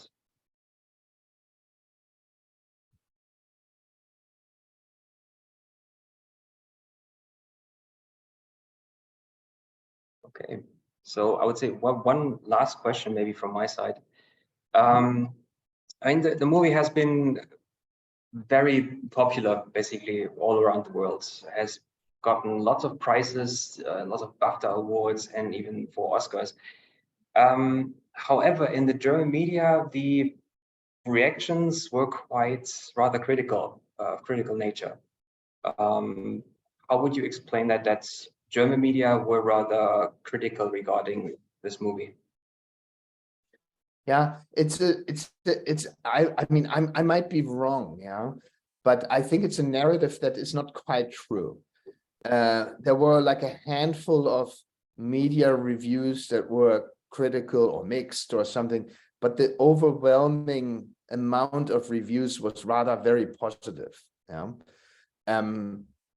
So there was probably a more critical eye towards certain elements or towards telling another war movie from Germany, but that is naturally so for two reasons.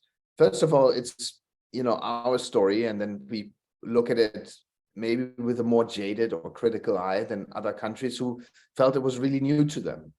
So that's in the nature of things. The other nature is that Germans are by nature, for some reason, just begrudging and pessimists, and I don't know why. And it bores me sometimes. I really like what we can learn from America is that they are sort of entrepreneurs in spirit. They're positive, they're forward thinking, they're constructive, they want to achieve things. And in Germany, there's always like the yes, but well, maybe. And that also has to do with our history, because when we did that, when we had that spirit, we were on the wrong side of history. And now we question everything. And that's sort of that hesitancy, that slowness,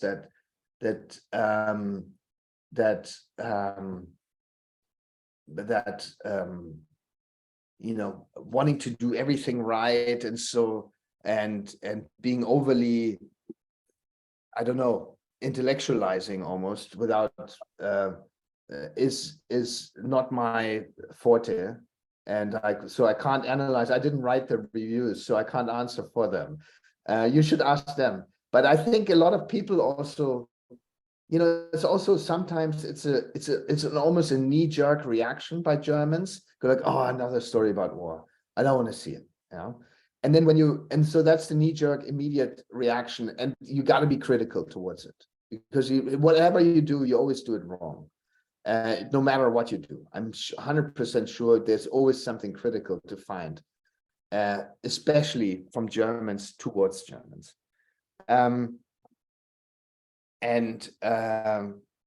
The same reviewer would probably write about Saving Private Ryan. What a great film it is, completely uncritical, which is great because it is a great film. But we would be more critical towards our own films. So that's one point. But I do think that a lot of those reviewers, and that's also a German problem in a way, when they realize, oh shit, the others really like it.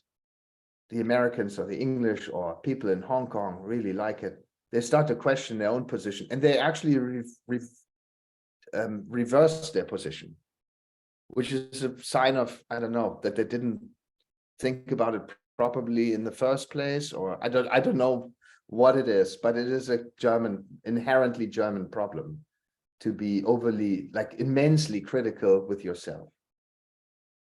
Okay, thank you very much. I think we're done here so far. There seems to be no other question. Mr. Berger, thanks so much. Well, actually, we do have one last question, actually. Okay, the last one. Okay, so last question from the chat. Why do you add the final battle scene, which is not in the novel? Good question. I think it came automatically through the. So it all started. The kernel of this, the origin of this change is basically Daniel Brühl, Matthias Erzberger character. Because by introducing him, what I said earlier, that I wanted to shed a light on the Second World War and was yet to come, that this was not the end of all wars. It was actually the beginning of a much bigger terror. 17 million people died in the First World War. And, we continued. It's unbelievable. And so I felt the responsibility to somehow include that. That includes Daniel Brühl, the Matthias Erzberger character in our movie.